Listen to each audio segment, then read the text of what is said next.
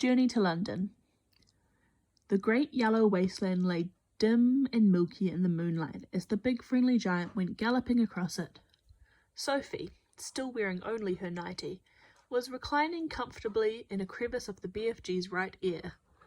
She was actually in the outer rim of the ear, near the top, where the edge of the ear folds over, and this folding over bit made a sort of roof for her, and gave her wonderful protection from the rushing wind.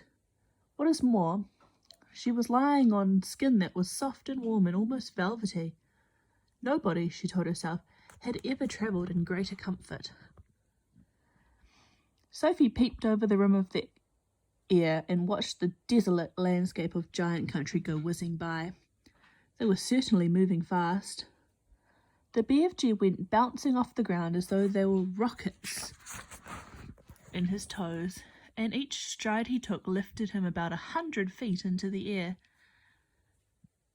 But he had not yet gone into that whizzing top gear of his, when the ground became blurred by speed and the wind howled and his feet didn't seem to be touching anything but air. That would come later.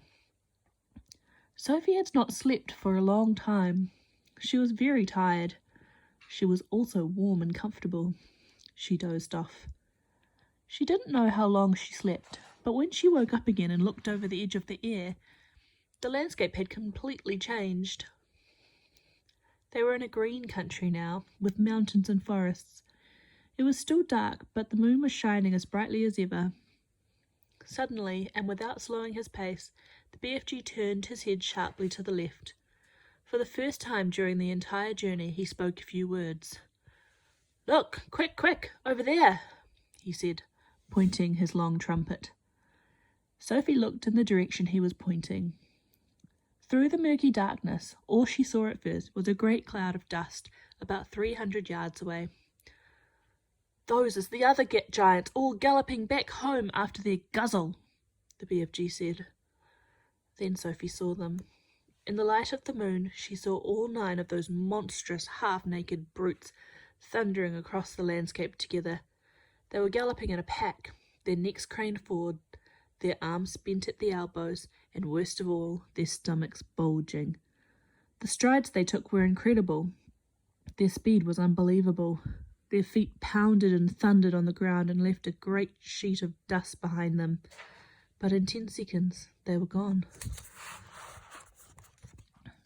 "A lot of little girlsies and boysies is no longer sleeping in their beds tonight," the BFG said. Sophie felt quite ill. But this grim encounter made her more than ever determined to go through with her mission. It must have been an hour or so later that the BFG began to slow his pace. "We is in England now," he said suddenly. Dark though it was, Sophie could see that they were in a country of green fields with neat hedges in between the fields. There were hills with trees all over them, and occasionally there were roads with the lights of cars moving along. Each time they came to a road, the BFG was over it and away, and no motorist could possibly have seen anything except a quick black shadow flashing overhead. All at once, a curious orange-coloured glow appeared in the night sky ahead of them. "We is coming close to London," the BFG said. He slowed to a trot. He began looking about cautiously. Groups of houses were now appearing on all sides, but there were still no lights in their windows. It was too early for anyone to be getting up yet. "Someone's bound to see us," Sophie said. "Never is they seeing me," the BFG said confidently. "You is forgetting that I is doing this sort of thing for years and years and years. No human being is ever catching even the smallest wink of me." "I did," Sophie whispered. "Ah," he said. "Yes, but you was the very first." During the next half hour, things moved so swiftly and so silently that Sophie, crouching in the giant's ear, was unable to understand exactly what was going on. They were in streets. There were houses everywhere. Sometimes there were shops. There were bright lamps in the streets. There were quite a few people about, and there were cars with lights on. But nobody ever noticed the BFG. It was impossible to understand quite how he did it. There was a kind of magic in his movements. He seemed to melt into the shadows. He would glide. That was the only word to describe his way of moving. He would glide noiselessly from one dark place to another, always moving, always gliding forward through the streets of London, his black cloak blending with the shadows of the night. It is quite possible that one or two late-night wanderers might have thought they saw a tall black shadow skimming swiftly down a murky side street, but even if they had, they would never have believed their own eyes. They would have dismissed it as an illusion and blamed themselves for seeing things that weren't there. Sophie and the BFG came at last to a large place full of trees. There was a road running through it, and a lake. There were no people in this place, and the BFG stopped for the first time since they had set out from his cave many hours before. "What's the matter?" Sophie whispered in her under-the-breath voice. "I is in a bit of a puddle," he said. "You're doing marvellously," Sophie whispered. "No, I isn't," he said. "I is now completely boggled. I is lost." "But why?" "Because we is meant to be in the middle of London, and suddenly we is in green pastures." "Don't be silly," Sophie whispered. "This is the middle of London. It's called Hyde Park. I know exactly where we are." "You is joking." "I'm not. I swear I'm not. We're almost there."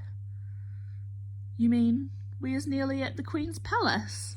cried the BFG. "It's just across the road," Sophie whispered. "This is where I take over." "Which way?" the BFG asked. "Straight ahead." The BFG trotted forward through the deserted park. "Now stop." The BFG stopped.